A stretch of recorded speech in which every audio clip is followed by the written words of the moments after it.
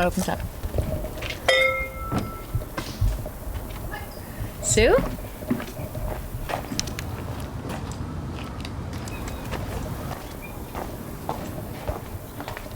I bought this property in 2005. Sue? So I've basically had all this land in the back, which I've never really utilized. I wanted to figure out a way to live inexpensively and be able to travel and not be tied to corporate. That's when I decided to build a separate structure in the back. Hi! Hi, nice to meet you. So, yeah, tell me how this all started, because this is this your original? This is the original structure. Okay. It's built in 1940s. I'm lucky to have all this land back here. So how large is the backyard? It's about 5,000 square feet. It's huge. And, you know, you had to build, I don't know how many feet away from the trees, because you can't disrupt the nature. I mean, this is a redwood tree, and back there is like a walnut tree. So it's... As far as building in your backyard, you're allowed to build in your backyard. You just get permitting and all that? Yeah, you're allowed in the city of Oakland, and now they opened up because of lack of housing. Anyone can build, so long you go down to the city. You do have to pay permit fees, but it's still affordable. I mean, if you live in San Francisco, it's a lot cheaper. Like, I built my home within the budget. I went over budget, of course. You never built within the budget. But for what I built it for, you could not find a place like that.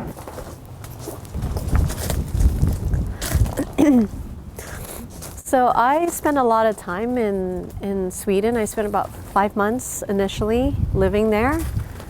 And the Swedish cottages are red on the outside, and they're always with white trims.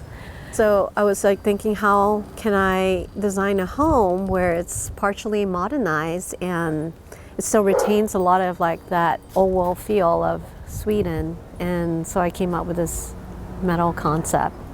And they actually make these metal panels in this color. I don't like to maintain anything, and it was just so perfect. Is this corrugated? Yeah, it's corrugated steel, and it's like plated and painted, so it's, I think, double or triple coated, so it'll never rust in the roof. It's made out of the same material. It's practical, but it also gives it a really nice, like, sturdy feel to it, and practically no maintenance. Basically, this is like a square window, and it was tilted because this is pretty iconic of Sweden. Like, if you go to Sweden, you see these windows like everywhere. All it takes to sort of change it is just changing the angle, and it's completely different. Functional. I mean, I like functional design, and Sweden's all about thinking ahead. Like, how can you design something where it's going to be sustainable for the future? So this door, I paid $20 for this door from a recycled place in Oakland. I wanted something more sturdy, and my contractor had the idea, I want to build these slates which were more of a V shape, very typical of Sweden too, but he recommended that we use redwood for the front door, which thickened the durability, and I varnished it, and I thought it gave it a really beautiful country look. What's the meaning of Lilla Stugan? So Lilla Stugan is Little Island Cottage. And I wanted this to feel like it was, even though it's in Oakland, when you're in it, you feel like you're somewhere in Sweden, sitting down by the water. The floor plan was supposed to be 500 square feet, but my architect utilized the L shape just because the trees were in the way. I felt like I was going to have a really, really small home. So he designed it where the bathroom and the closet extended out close to the property line. It gave me a lot of space near the trees too, to create like this outdoor area, something a little bit more private, where if I wanted to host parties and barbecues, I can. I believe with the loft and everything, it's probably about 700 square feet, including this little nook area, which he also brought out. But we had to compromise the ceiling a little bit because the roof of the slanted roof And so when you get up to the loft, you can't stand up. So I used to hit my head up when I woke up in the morning. So my contractor actually built this railing for me, and it's made out of piping, which if you see like throughout that place, there's a consistency with the design. This is like a utility staircase. So you got to be very careful going up these stairs. And this was custom made by a welder. So the bed came up before this was placed. So I have no idea if the bed could actually like go back down. Yeah, so as you can tell, the ceilings are really low. And unless you're standing way back here. But that's not a problem? No, not at all. I mean, most of the time when you're in your bedroom, you're sleeping. And so when you're at your desk, you're sitting down and it's like a perfect height. Yeah. And you can actually look outside. What's the view from there? You have So I can see a little bit of the bay, yeah. but we had 2 windows here and we had no window here. So I was thinking, why don't we put a window here? When I wake up in the morning, I could actually have some light coming in. So I had built this little device where you could open and close. It is really peaceful back here. And that's how I really feel about this place. It's like a retreat for me. And I'm not in the best neighborhood, but when I come in here, I'm just completely shut off from like the rest of the world. I don't need blinds for my windows. I look out and I see my redwood tree and I wake up in the morning to that and I hear birds in the morning. And there is something about being in a backyard that you're not on the street, so it does make you feel it's fairly peaceful back here. Yeah, a lot of it has to do with just how you place the home too and where your windows are looking out. I deliberately have closed and designed these windows where you can't look out into the neighbors' yards because they're purposefully meant to let light in. And it's like a design element at the same time. And just using inexpensive material to make things look nice, like plywood floors. I mean, the grain on it is just so beautiful. And you just varnish it. And it's going to be here probably, it's going to outlive everybody. Really? So plywood will, as a floor? When you seal it, it's going to be here for a long time. There's no elements to deteriorate plywood. So you seal it with what? Just a varnish? Just a varnish. Wow. Yeah, clear varnish. And it brings out like that richness, that golden brown. So I got this letter from like a catalog and I really wanted something where you can actually move it and it's not permanent, because if you look at everything in this house, everything is impermanent. And I felt like as I age, things are going to change in my life. And so I wanted my home to be able to grow with, with my lifestyle too. And so this door, it's a sliding door, you can open it. And if I were to bring in heavy furniture, you can actually roll this over or take it off completely. And then when you're done with it, you just put it back. I designed the space according to what I had. Being in Oakland, there's certain trees which are native to the land. Like walnut is like one of the best woods. It's hardwood and it's really good wood. And people pay a lot of money for that. And I have that right in my backyard. So have you ever hugged a tree before? No.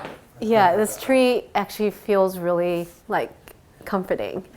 And I forget to hug it sometimes, but I call it my therapy tree. So this is a walnut tree. It came from my backyard and it's this tree like right over here. And in a storm, one of the branches fell and it damaged my fence. I figured I should cut down some of the branches because it could damage somebody's roof. So I had all these different branches. And when we built this loft, it was attached to the sides, but it needed something to hold it up because it was only, I probably like this much wood into this structural beam. It wasn't enough to support this whole loft area.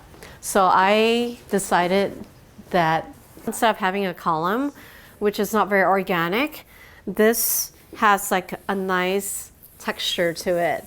And It really ties in the outside to inside, because if you look at everything else, it's very streamlined. Everything is very straight edge, and this is like the focus of, I feel like, an art piece too for the home.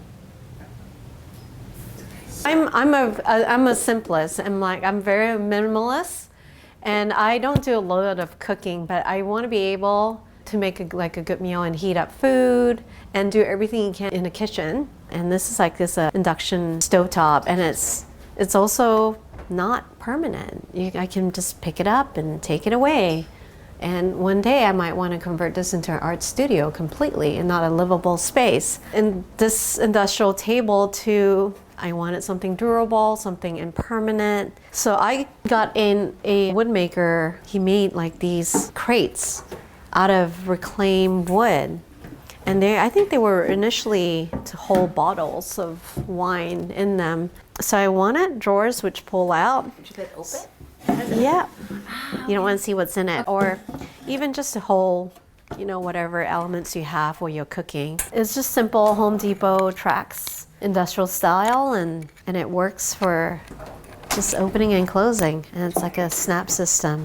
So because I don't have a lot to store, this holds a lot of my cooking ware. I have my collection of drinking glasses and the kitchen sink is plywood again, right? Yeah, it's the same utility table, except that we took the top off.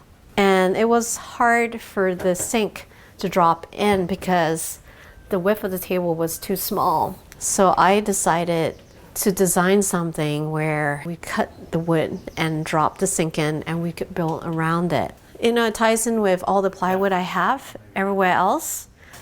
Well, this is my favorite room in the house. It's the shower, and I really want it to feel like when I'm taking a shower, I'm outside. Initially, I wanted to have all this concrete, but I couldn't afford it. And the company which I bought these corrugated panels from messed up on the order. And they sent me someone else's order on top of my order.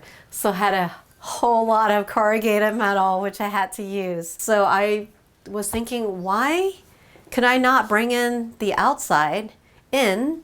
And so we figured a way to waterproof the back. We placed like rubber sheets in the back, and the skylight, taking a shower and looking up at the trees, so important for me.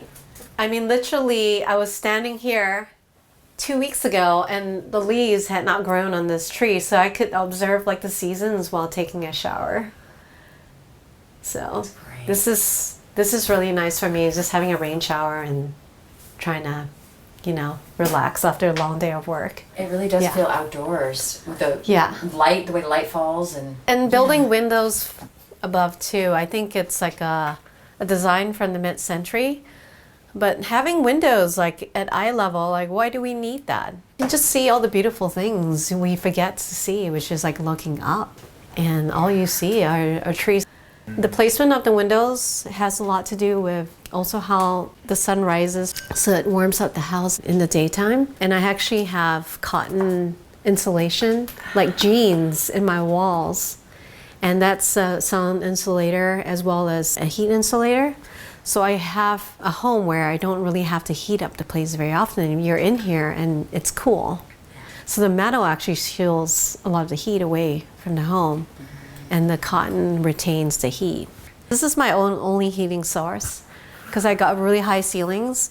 It's a gas wood stove, so it was important to build windows where it let a lot of that natural sunlight in. So my utility bills are also like really low. So as you can tell, if we had swinging doors, it would not be practical. There would not be any feng shui in here. And so I decided to have these barnwood doors because it's definitely a space saver. It didn't quite fit, so we had to customize it and added like 2 inches of plywood onto it so that it could actually close and you have a little bit more privacy. And I used a lot of plywood for the walls too, with the same idea with impermanency. It's also a cost-efficient thing. I wanted something which is cheap and I could work with and is durable. And it had the beautiful elements to create texture. Because if you go into the countryside in Sweden, there is a lot of wood. I wanted a little balance of like something more modern and still have like a cottage feel to it. And the closet is just an extension of the bathroom. And I had built the clothing holders out of the same piping system. It's so durable, and I can put so many. I have like a lot of clothes. So I actually customized this closet to fit all the crap I have. I'm still working on the closet. This is the only place I cannot seem to like get rid of stuff. You're not sacrificing anything. I mean, this is a very generous place. It is. This is where I'm the most generous. Yeah, because you know I like to collect things when I travel. Yeah, so sometimes I do rent my place out, and this is a great closet to put all my stuff in. Nice. And I built this. I'm trying to figure out how I can lock my closet. So I built this little device here where I can actually latch my door now. So you can lock Yeah, it. but I liked building. I like crafting things. The door has plywood on the back then? Yeah, so I wanted a more solid door like the front, but I think it also creates the same theme where the doors are kind of doubled and layered. If you look at the panel system here on the front, it mimics like the front door. So. And you have a yard, so. And I have a bathtub outside. It was like a new addition. It's just recent, like in the past 2 years. So I had all this like space. It was all open. There was nothing here. And I figured, you know, using pressure treated wood is also something I don't have to maintain ever. And I didn't want anything which looked too perfect.